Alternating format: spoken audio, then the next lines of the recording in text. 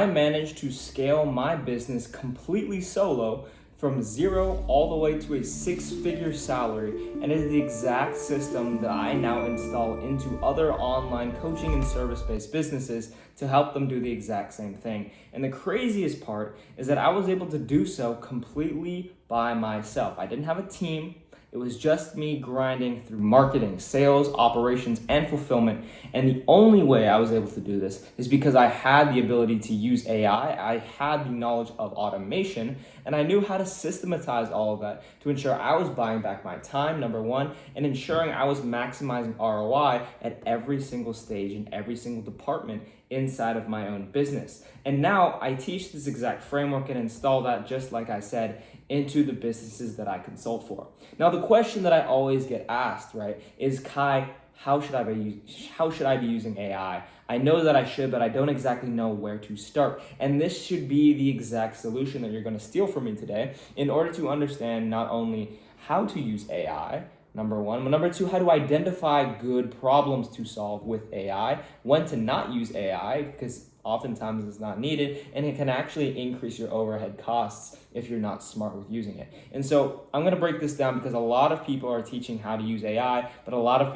people are not teaching you when to not use AI. And so I effectively want to ensure that you have a complete understanding of how to use this framework to benefit you and your use cases inside your business. Okay, so let's get right into it. Number one, the best use cases, oh my goodness, of AI and automation are to solve bottlenecks. Bottlenecks can come in two different flavors. Number one is output, and number two is capacity. What do I mean by output and capacity? Output, we can look at as the tangible metrics that we want to scale toward, right? I just included a test version of a metrics graph or a basic revenue graph, and just comparing our calls booked to combined cash collected.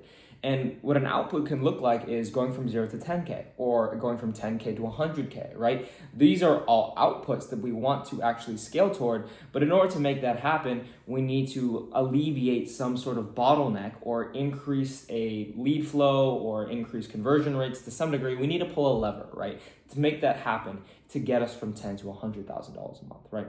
Secondly, capacity, right? Capacity can be it's a measure of our time. It's a measure of how much we're able to systematize and create a machine that takes one input and turns it into 10 outputs, right? We're not getting a 1-to-1 ratio, we're getting a 1-to-many, which ensures that our business will continuously scale if we're able to compound that effect over time. And so our capacity can just be a better leverage of our time and a better leverage of our inputs into the business, okay? And I want to exactly explain to you how we install automations and agentic systems that can address either of them and how we actually treat both of these flows very differently, okay? So let's start off with output, right? If we have an output bottleneck, right? Something is not getting to our metrics. We're not hitting our goals. We're trying to get to $100,000 a month and we're not hitting our outputs. It probably means something is capping us from the beginning stages before we even see that. And so we need to start off by understanding what we can see. Meaning we need to identify our systems, right? Our symptoms, I'm sorry. Does that mean not enough cash collected? Does that mean our revenue is low? Does that mean we're not booking enough calls? We're not closing enough calls? We're not having enough conversations, which leads to enough leads? Whatever it is, right? All of these different symptoms are something that we need to find out by reverse engineering our root causes. By reverse engineering our root causes, then we can understand exactly what symptoms are associated with which problems and how we can tailor solutions to those issues, right? And so these three core steps are crucial in understanding problem solving at any level, whether that is output or capacity, right? And it's something you should take away from this video regardless, okay? So starting off, understand that you need to take a look at what you can actually see before you can reverse engineer to potential outcomes in order to test solutions, okay? So I'll give you a visual aid to look at this. Let's say, for example, we are noticing that we are not at 10K a month, okay?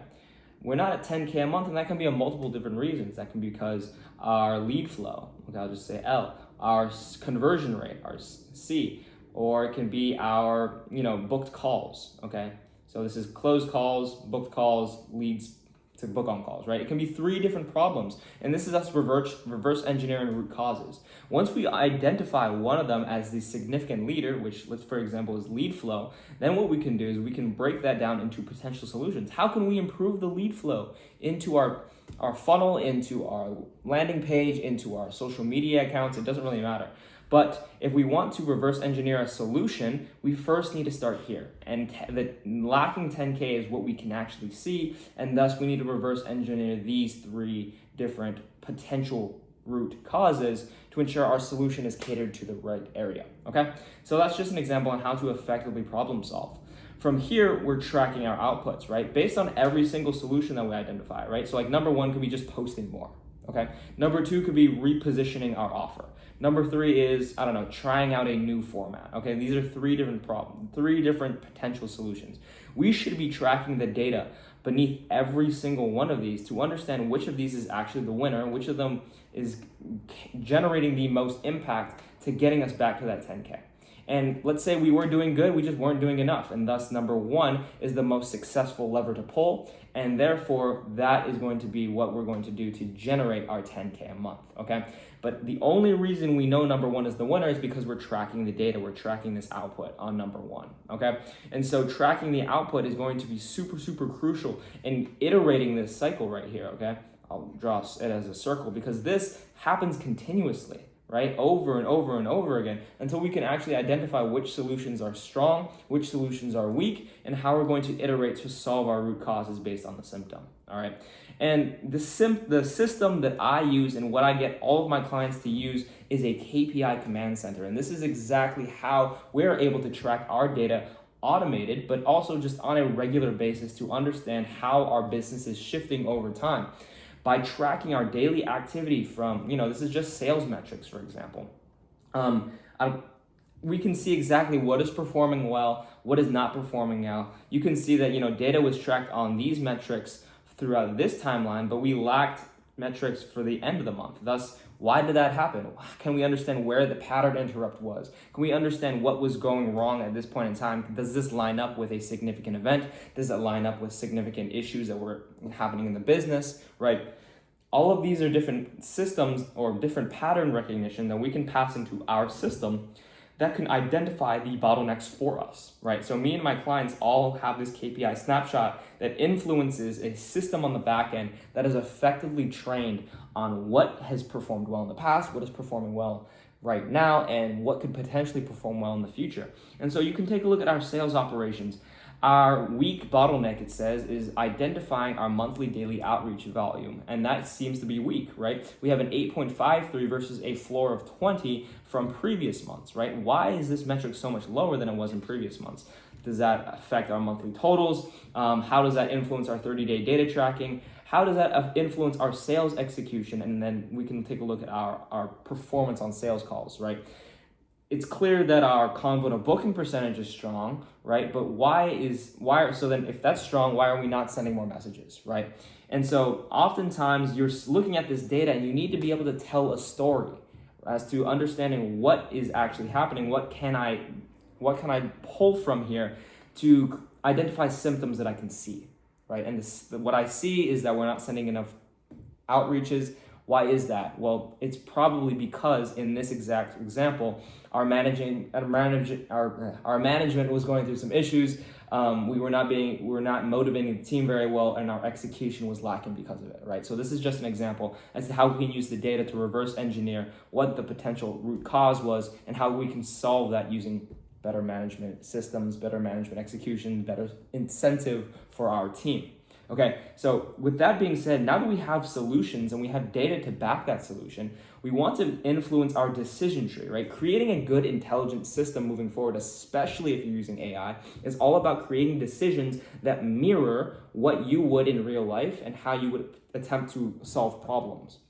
Because AI is only as good as the quality of its context. And what I mean by decision tree is how can we get the AI or how can we get the automation or system to take an action and perform differently based on different circumstances, right? So if we were, trying to solve this problem as to like, hey, why is our outreach low? How can we make an AI decide on what to do next, right? It can only know that it is a sales team problem if it knows for a fact that in this circumstance, in circumstance X, if we didn't have good convo to booking ratios, then maybe it was just a poor performance on the setting team, right? If we had poor closing ratios, then it would know that it was poor performance on the closing team. But the fact that both of these seem to be fine and our outreaches are just low means it's probably just a morale or an internal execution on the management side, and thus it'll perform correctly for option Z, right? But that only happens because we have the context to feed our decision tree and intelligently make decisions moving forward, whether that's with a system, whether that's literally with documentation, or that, maybe that's just a system for you to use internally as a person to understand how to best manage your team, how to best scale your business, okay? I will get into these next steps in a second on how to actually create systems with AI and workflows out of it. But I want to scroll back to our second bottleneck, which is capacity, right? Going back to quickly summarizing this, capacity is literally just a lever or a metric of time. How are we best taking one input, passing it into our machine, which this is just a machine, and out of it, are we getting just one back? Right? Because this is a very linear business. The business will go like this. Or do we want to get, 10 out of this, in which case the business will go like this, right? And in both cases, we're going forward, but I'm guessing you want to get to your goals faster. You want to get to that $100,000 a month as fast as you possibly can. And thus, we need to be able to exponentially take our inputs and multiply them on the back end to take them to, $100,000 a month. Thus, our capacity needs to increase. Something that I want to acknowledge, right, is that you cannot create more output without more capacity, right? So oftentimes, even if you do want to scale from $10K to $50K to $100,000 a month, sometimes you just can't do that because you don't have capacity. You can think, a good example of this is you can think of a restaurant, right? A restaurant wants to serve all these people, all these dots are a different person, right? But they only have one chef. Thus, he can only serve, 5 people over a period of an hour, and thus he's limiting and bottlenecking the business because he can't accept all the traffic that's coming into the restaurant. Thus, to increase capacity, you just need to hire another chef, right? Or maybe you need to hire more waiters to alleviate pressure on the chef, right? All of these different solutions are ways that we can increase capacity and thus improve our potential for output, as I mentioned up here. But that only happens by increasing our capacity, widening these gates right here that are influencing the performance of our business and ensuring that more people can come into the door and we can serve more people to make more money, right? Or increase whatever output metric we're measuring. Thus, our capacity needs to be addressed first. A very simple example of this, again, can literally be our pipeline, right? If we have a lot of cold leads, they're getting nurtured fine, a couple of them are qualified, or most of them are qualified, are we booking them effectively on calls? And, maybe, for example, this process is working just fine, but our fulfillment is lacking. Thus, we need to be able to create systems, create automations, maybe potentially hire a team that can best take that off of our hands. Now that we're scaling with capacity as a metric of time, we want to track our inputs taken, our time taken over our outputs. And thus, measuring all of these metrics is going to ensure that we're mapping out our processes and we can actually see what is influencing our time to the highest ROI potential, okay? So take a look at your inputs, right, coming into the metric. How can we ensure that our time taken is actually the most beneficial usage of our time, and so that we can quantify it to have a multiplying or an exponential effect on the back end? Now that we're tracking our outputs based on how much time they've taken, how much influence they actually take on a day-to-day basis in our processes, we need to take a look at what is actually causing ROI so we can know which of these systems to automate in the first place. Where should we use AI? And AI should always be used to best increase our potential ROI. So by taking a look at the critical analysis of the operations you're doing, you should look at what actions am I taking on a day-to-day basis, and how is that actually influencing our output? Okay, our output is going to inevitably affect our ROI potential. Thus, if we have a high ROI, then we should obviously be passing that to AI unless it is something that we know we should be taking care of as the offer owner, as a member of the team, as someone who has the human touch. Now that we have the process that we want to automate, we should take a look and map out that process in particular. On a step-by-step basis, what are you doing to complete that task? For example, if you know for a fact that YouTube is going to generate you hundreds of thousands of dollars by posting every single week, then you should be using YouTube in order to actually create processes that influence us, to create systems that take care of that process for us. For example, if we know for a fact that one YouTube video is going to generate us $1,000, what is it going to take to create that one YouTube video, right? You need to be able to execute the video, right? But before that, or you need to edit the video. Before that, you need to execute and film. Before that, you need to script. Before that, you need to ideate, right? And before that, you need to do market research. All of these things contribute to mapping out that process every single time, okay? Now we need to understand, out of all of these different processes, how many of these are repetitive? Every single time I film a video to make $1,000, how many of these am I going to repeat every single time? Now that we know which one of these are going to be repetitive, which one of these are deterministic? And the meaning of deterministic means, how do I know which one of these is going to give me the exact output that I expect on the back end? For example, you can say that 2 plus 2 is always going to be 4, right? But 2 plus x, you have no idea what that's going to be because you don't know what this variable is. It's non-deterministic, meaning things like language, right, are always going to be non-deterministic. However, things like metrics, automation, and numbers will always be deterministic. So if you're trying to have AI or an automation write you a script, for example, a script will always come out the other side. You'll never know what it's going to look like. You'll never be able to predict it. And thus, it's going to be a non-deterministic outcome. Versus me just passing data from, I don't know, let's say I wanted to have someone fill out a form. It was going to get passed to my CRM, and then send me an email with all of that data, right? I know exactly from point A to point Z what's going to happen. Thus, it is a deterministic outcome. However, if I wanted someone to do the exact same thing, right? If I wanted them to fill out a form, it got passed to the CRM, and then I wanted AI to actually create me a video script based on the performance of the day so that I can create content on that. That's obviously going to be non-deterministic because you have no idea what that script is going to look like. That is a creative process that has to do with language, and it's something that you cannot predict, and thus is a good usage for AI, okay? And so now that we understand what deterministic means, right, we can now create an SOP regardless of it, and it's going to help us influence the decision moving forward. So SOPs are so crucial because they are our context, they are our details on how we actually make decisions, right, like this earlier, but how, the context in which we make the decisions off of, and the correct step-by-step procedures that we and our team should be making, and even our AI agents should be making, in order to ensure we have quality output on the other side, okay? And so using the processes that you mapped out, understand which of these are actually repetitive and which of these you should be creating SOPs for. And the truth is you should be creating SOPs for all of them, all right? Create an SOP for everything that is repeated in your business, especially if you're trying to outsource it, especially if you're trying to buy back your time and multiply your output to scale exponentially. So once we have our SOPs and once we have our decision tree, we're all set in creating the system that can automate a lot of our processes. But I'm gonna draw this line here because it's a very important decision for you to make here as the offer owner, as understanding what you need to automate, what you should automate, and what is actually going to deliver results and not create more overhead or more unnecessary spend on your part, right? Whether that's energy, time, or money spend.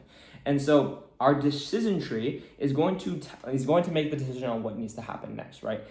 Knowing that we can scale from 0 to 10K a month a certain way is going to always impact the way that we make decisions moving forward. However, going from 0 to 10K is not going to happen more than once, or it shouldn't, right? If we are hitting consistent 10K months, there's no reason for us to completely reinvent the wheel and repeat that process over and over again. So instead of using our output bottlenecks as context on repeatable processes, that's what our SOPs are for, right? We've mapped out every single thing that we do on a day-to-day basis using our tracking inputs, tracking time taken, and tracking outputs. Now that that's mapped out, we have all the details, the procedures. We then feed that into a context system or a brain associated that uses that decision tree to make decisions, right? Thus, you need to understand what is actually going to move the business forward. You need to know exactly where you are seeing most of your bottlenecks by reverse engineering your symptoms.